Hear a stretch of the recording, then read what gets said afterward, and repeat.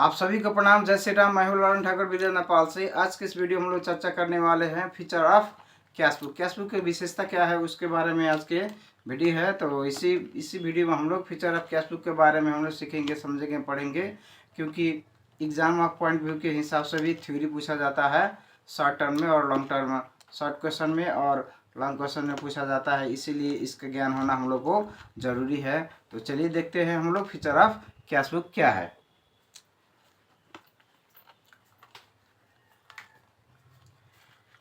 यहाँ है feature of cashbook, नगद किताब के विशेषताएं। अब यहाँ देख सकते हैं only cash and bank transactions are recorded in cashbook. Cashbook में सिर्फ नगद और बैंक का जो कारोबार होता है उसी को हम लोग को रिकॉर्ड करना है। उसके बाद में है कैश बुक परफॉर्म्स करता होता है प्रेजेंटिंग अ प्ले और concert. Cash book performs the role of both journal and ledger. Cash book journal और लेजर को परफॉर्म करता है। कैश बुक बनाने के से पहले हम लोग को जर्नल एंट्री पास कर देना है और उसको लेजर पोस्टिंग कर देना है, आसानी से समझ में आ जाएगा। उसी तरीक़ा से है receipts are recorded on the debit side. Receipt जितना भी कैश का आएगा, बैंक का आएगा, उसको डेबिट साइड में रिकॉर्ड करना है।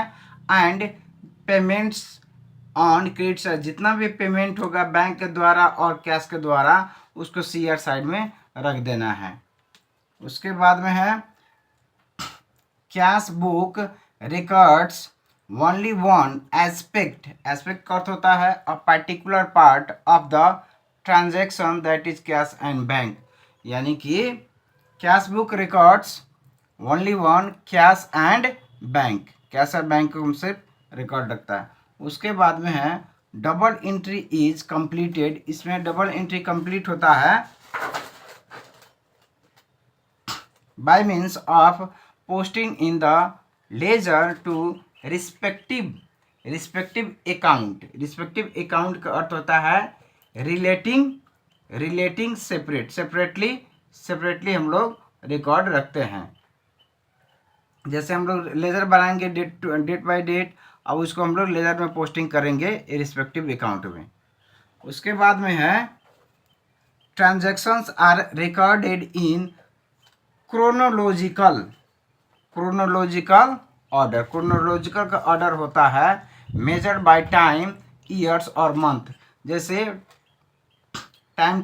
जैसे मंथ होता है, ईयर होता है, उसी के हिसाब से हम लोग ट्रांजैक्शन सब हम लोग 1 बाय 1 रखेंगे। जैसे एज बढ़ता है 1 2 3 4 5 6 7 करके हम लोग काउंट रखते हैं, उसी हिसाब से क्रोनोलॉजिकल ऑर्डर में भी हम लोग ट्रांजैक्शन को रिकॉर्ड करते हैं।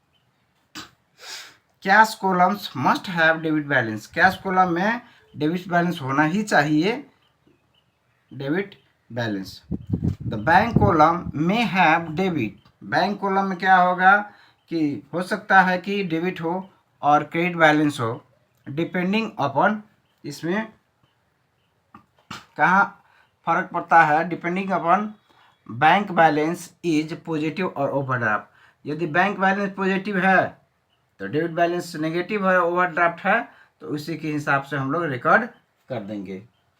तो फीचर ऑफ कैशबुक में इतना ही।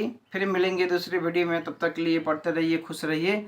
अगर वीडियो अच्छा लगे तो लाइक कर सकते हैं, शेयर कर सकते हैं, सब्सक्राइब कर सकते हैं और बेल आइकन दबाना ना भूलें, ताकि कोई वीडियो अपलोड हो तो सबसे पहले आपके पास पहुंचे।